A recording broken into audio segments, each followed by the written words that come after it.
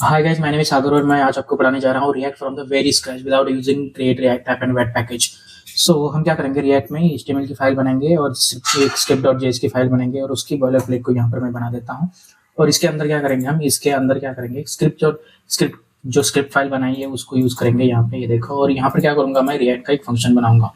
React का function बनाऊंगा मतलब कि रिएक्ट का फंक्शनल कंपोनेंट जो होता है उस फंक्शनल कंपोनेंट को यहाँ पर बना देता हूँ।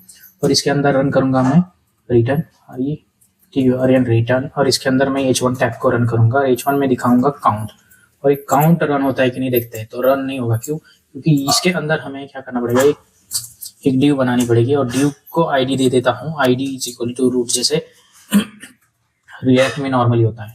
तो ये देखो, रूट को हम क्या करेंगे, यहाँ पर एक रूट को फैच करेंगे। रूट में जैसे फैच करता है रिएक्ट डॉम का यूज करके, और यहाँ पर रूट दे दिया। रिएक्ट डॉम का हमने यूज किया है, मतलब कि हमें क्या करना पड़ेगा, अभी रिएक्ट के डॉम के पैकेजेस का है ना, सीडीएन हमें यूज करना पड़ेगा। ये सीडीएन को क्या करेंगे, हम एचटीएमएल की इस फाइल में डालेंगे।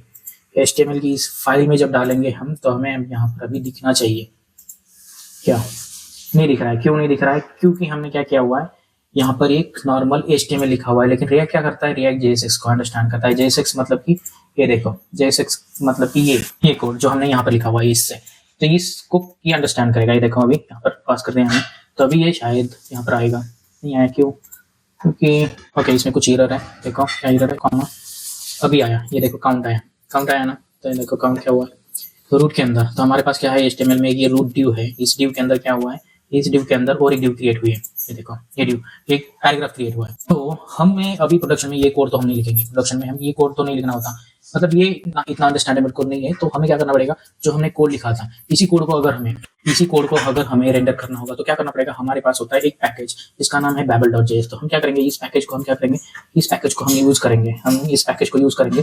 तो अभी हमने जेएस फाइल को मॉड्यूल नहीं है, अभी हमें क्या करना पड़ेगा, text.babel को हमने क्या किया है, रेंडर किया हुआ है। तो अभी देखते हैं अभी क्या हो रहा है, वो काउंट अभी रेंडर हो रहा है। तो अभी देखो कि हमने नॉर्मल एचटीएमएल लिखा हुआ है, करेक्ट। तो अभी क्या करेंगे, हम इस कोड को इस कोड का एक काउंटर ऐप बना देते हैं। काउंटर ऐप बनाने के लिए क्या करना पड़ेगा, हमें फंक्शन और रिएक्ट स्टेट यूज करनी पड़ेगी। तो ये देखो, रिएक्ट स्टेट मैंने यूज किया हुआ है, रिएक्ट से इंपोर्ट किया हुआ है। तो रिएक्ट यूज स्टेट क्या करेगा, यूज स्टेट हमें दो फंक्शन एक अरे रिटर्न करेगा, जिसमें काउंट या फिर कोई भी वेरिएबल होगी, और उस वेरिएबल को अपडेट करने के लिए हमें एक फंक्शन मिलेगा। तो उस फंक्शन को हम अपडेट कर रहे हैं इस तरह से कि जब भी इस बटन पे क्लिक होगा तो ये एलिमेंट इंक्रीमेंट होगा। तो अभी देखो इंक्रीमेंट हो रहा है, करेक्ट। तो अभी जेएसएक्स से देखो, जेएसएक्स से भी देख लेते हैं। जेएसएक्स से देखने के लिए हमें क्या करना पड़ेगा, फिर से इधर आना, और यहाँ पर आएंगे हम, ये फंक्शन, और यहाँ से क्या करेंगे हम, ये जो बैबल है, इस बैबल को हमने यूज किया हुआ है, और यहाँ पर नॉर्मली भी मॉड्यूल डाल देते हैं। तो अभी वो जेएसएक्स नॉर्मल जेएसएक्स से भी क्या होगा, इंक्रीमेंट होगा।